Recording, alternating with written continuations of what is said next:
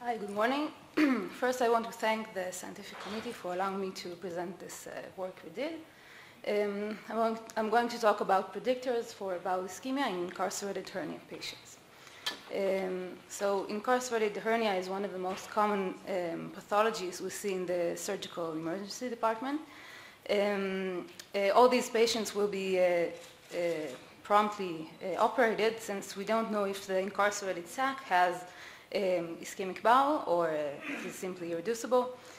But on the other hand, we need to know how to prioritize patients and resources, and of course we want to avoid night surgeries in suboptimal conditions. So this is a retrospective cohort study done in a single center in the Kaplan Medical Center. We collected all adult patients between the years 2000 and 2012 that presented with incarcerated abdominal wall hernia or inguinal hernia. We excluded all patients that their hernia was spontaneously reduced before surgery, and the primary endpoint was the surgical findings of bowel necrosis. We found 722 patients that answered these criteria. 50 of them, which was 6.9%, had bowel necrosis found in surgery. We analyzed a few factors. The first one was hernia site. As you can see, most of our patients, 40% of our patients had inguinal hernia, bilateral or unilateral. Of these patients, only 7.14% had bowel necrosis, which was not significantly different. Same percentage in incarcerated POVH, 25% patients had POVH incarcerated hernia, and this was not significantly different from the general study necrosis percentage. We had only 136 patients with umbilical hernia. Less than 3% had bowel necrosis, which was significantly lower than the general study population with 6.9%. And we had 66 patients with femoral hernia, which was 9%. Of these patients, 16% had bowel necrosis, which was significantly higher than the general study necrosis percent. The next factor was time from admission to operation. As you can see, we found no statistical significance considering the time factor for patients with and without bowel necrosis.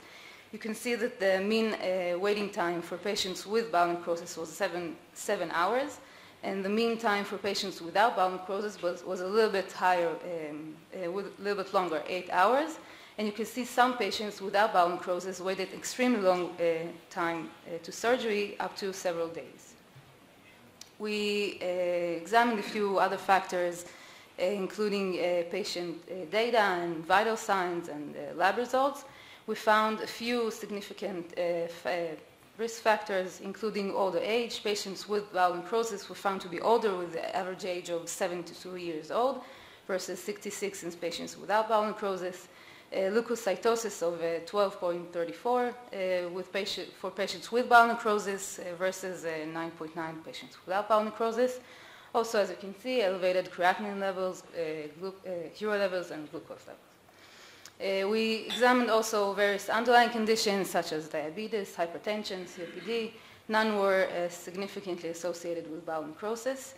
And finally, imaging studies, we found no statistical connection for patients with bowel necrosis according to imaging studies looking for bowel obstruction or bowel suffering seen on CT.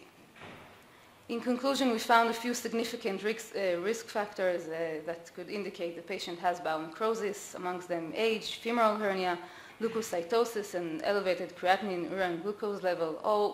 Some of them can be seen as a part of the systemic inflammatory response.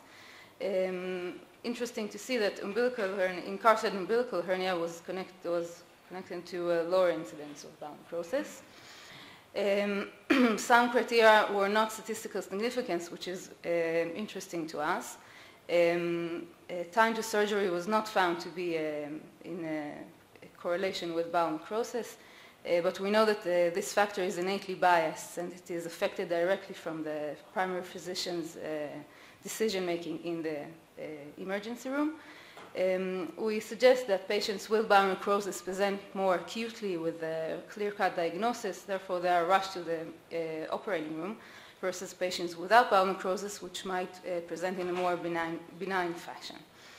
So eventually, incarcerated hernia was and still is a clinical diagnosis, and while the primary physician can use these predictors to evaluate which patient can benefit from early intervention, but eventually it's his or her clinical judgment.